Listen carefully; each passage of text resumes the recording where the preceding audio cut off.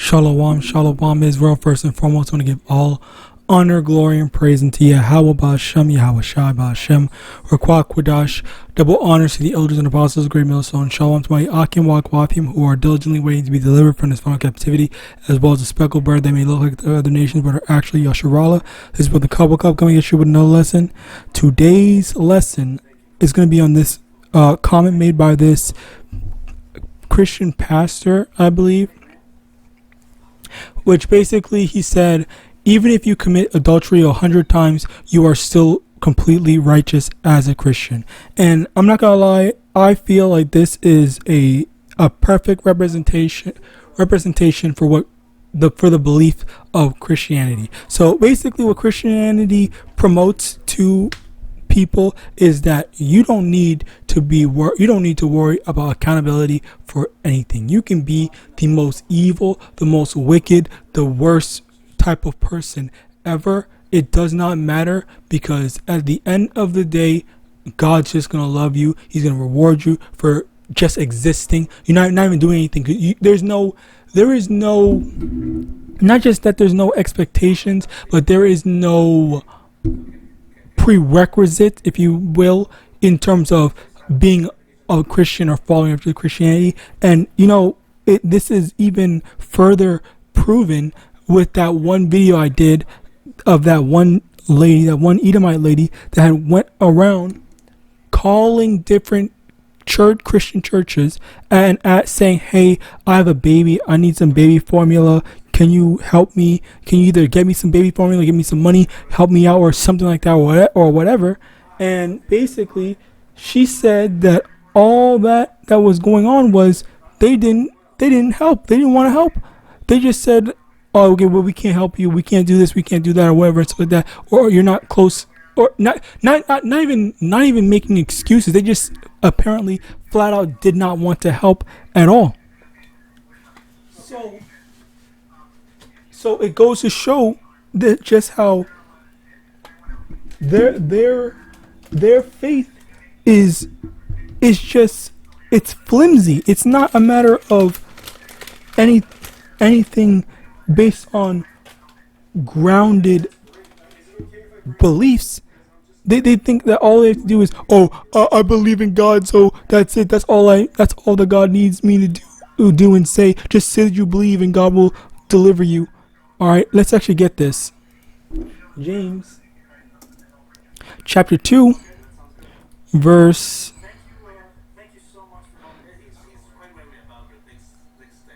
14.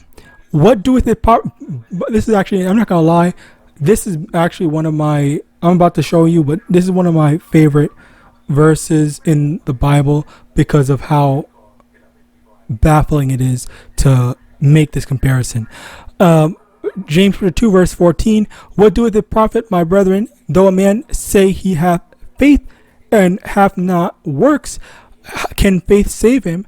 If a brother or sister be naked and destitute of daily food, and one of you say unto them, depart in peace, be ye warmed and filled, notwithstanding ye give them not those things which are needful to the body, what doeth it profit? Even so faith, if it has not works, is dead, being alone. Yea, a man may say, thou hast faith and I have works, show me thy faith without thy works, and I will show thee my faith by my works. Now here's my favorite verse over here. One of my favorite verses, verse 19. Thou believest that there is one God, thou doest well.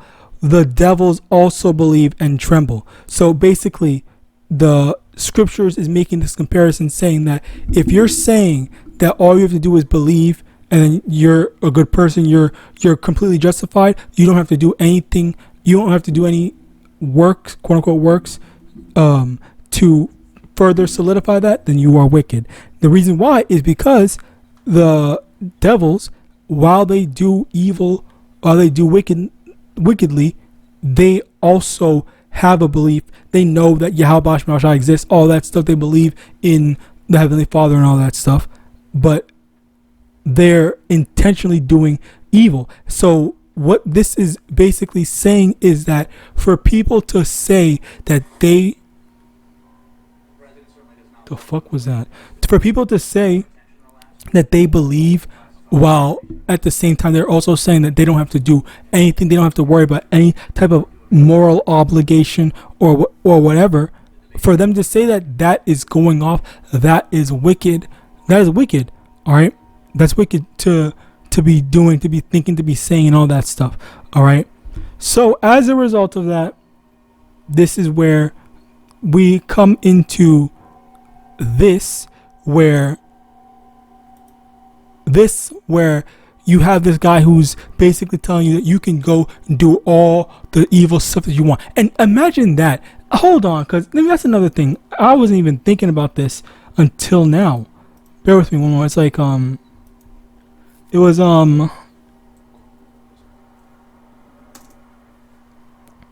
Luke chapter 6 verse 43, for a good tree bringeth not forth corrupt fruit, neither doeth a corrupt tree bringeth forth good fruit. So if this man is over here promoting and telling people to go commit adultery, go and do whatever, you don't need to worry about any type of consequences. If this is what he's promoting, how is that good fruit? That's good fruit. That's better fruit than us.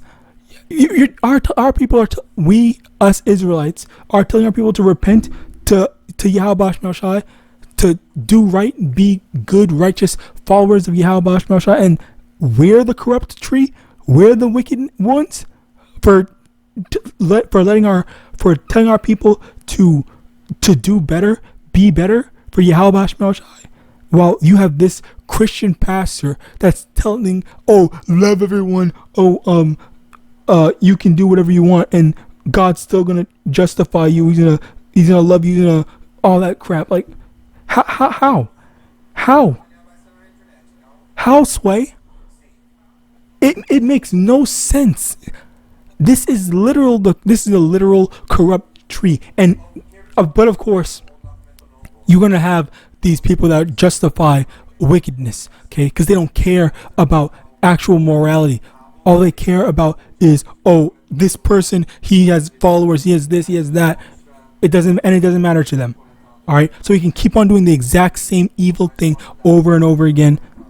Never learn his lesson. Never. And never. Let's get that as well, because this is the thing about people that they don't understand.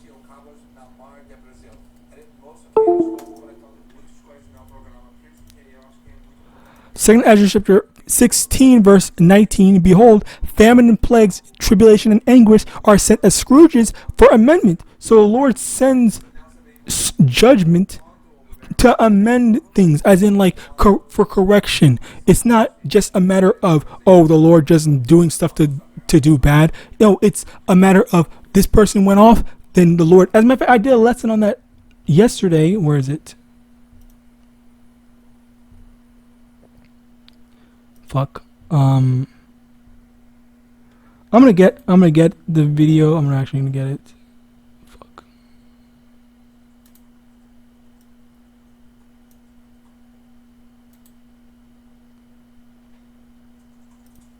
Bear with me one moment. So what happened here is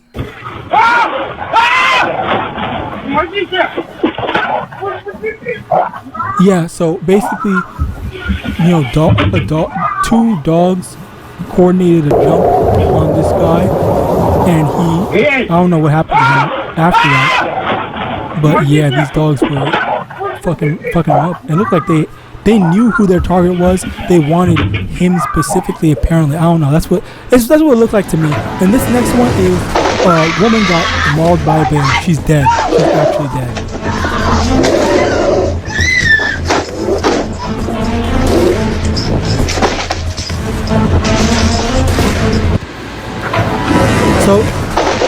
So yeah, that's basically what had happened. That's basically what's going on. The Lord sends stuff like this to punish the wicked when wicked goes off, and it's the exact same. Hold on, let me get that as well.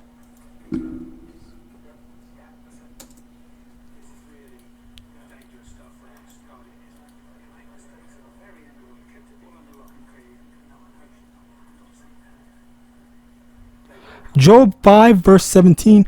Behold, happy is the man whom Yahweh correcteth, therefore despise not thou the chastening of the Almighty. So when the Lord is whooping our asses, then that's chastisement. All right.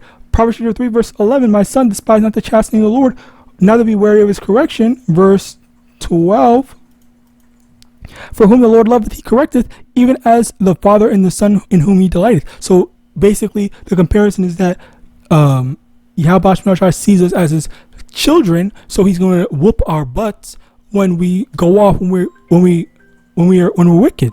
All right. So as a result of that, that's where you watch out for the correction. You actually take the correction and you say, okay, what? Yahawadah does not want me to do this, so I'm not going to do this anymore. He got mad at me. He let this happen. So, I just have to take that. All right. Anyway, continuing on, let's go more. Matthew chapter 23 verse 8. But be not ye called rabbi, for one is your master, even Mashiach, and all ye are brethren. And call no man your father upon the earth, for one is your Father which is in heaven. Neither be ye called masters, for one is your master, even Mashiach. But he that is greatest among you shall be your servant. And whosoever shall exalt him shall be abased, and he that shall humble himself shall be exalted. And the thing here is that with YAHAWASHI, Yahawadah, he humbled himself down, and he an example of this is he washed the feet of his disciples. They at first they were like, oh, I don't want you to do that. Like, I don't feel comfortable because you're supposed to be higher than me. It's supposed to be the other way around. But he said, no, like I'm trying to show you that Yahushua showed the example that, you humble yourself down in general. All right. Because the ones that are humbled and lowly on earth are going to be exalted in the kingdom. Yahawadah is going to exalt them in the kingdom. All right. And the thing here is that you have these people that, like, this is literally this man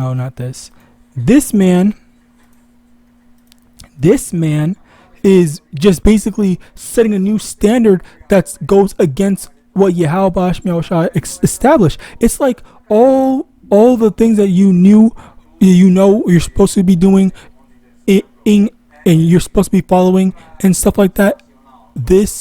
It's not supposed to be a certain way, but yet you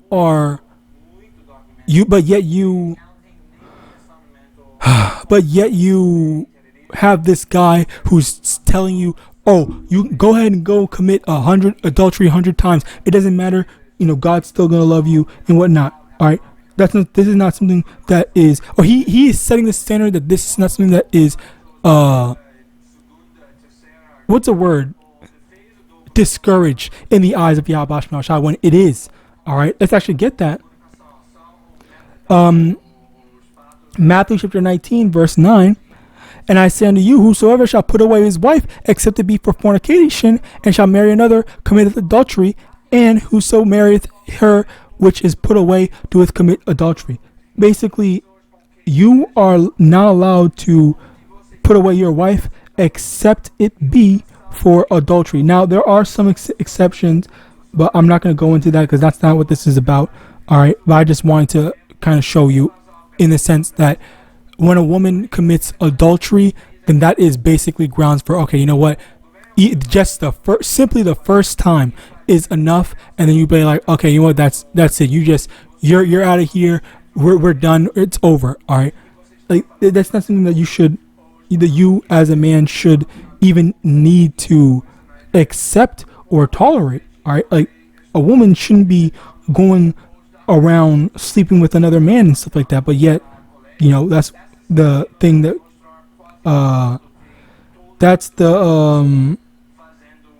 that's what is basically going on and stuff, where you have this dude that is, I don't know, maybe that was a part of his sermon where he had a bunch of people talking about that, and then I guess to appeal to his congregation, he just uploaded that, he just posted that or some shit like that. Sometimes they do I think they do that sometimes when they're looking for a topic or whatever.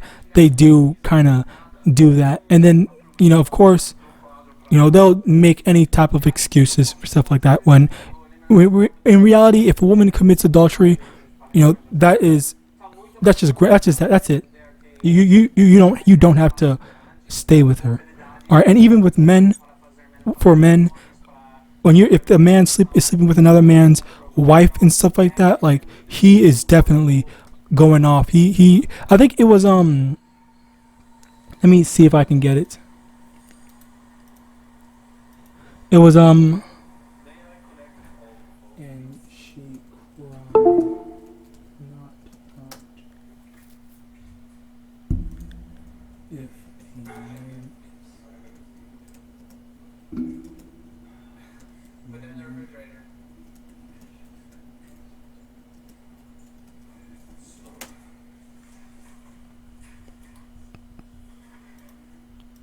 Deuteronomy 22 verse 25. But if a man find a betrothed damsel in the field, and the man force her and lie with her, and then the man only that lay with her shall die. So even here it's saying that the man is just gonna die. That's the law of YAHAWAH, where the first time it's not okay. It's genuinely just not okay to be doing stuff like this. But yet you have this pastor, whatever, that's just saying that it's okay. That's not okay. It genuinely is not okay. All right. Okay, here, John 3 verse 5. Yahawashi answered, verily, verily, I say unto you, except a man be born of water and of the Spirit, he cannot enter into the kingdom of Yahweh. That which is born of the flesh is flesh, and that which is born of the Spirit is spirit. Basically, being born again, as in like renewing yourself, renewing your spirit. You put off the old man. Let's actually get that instead.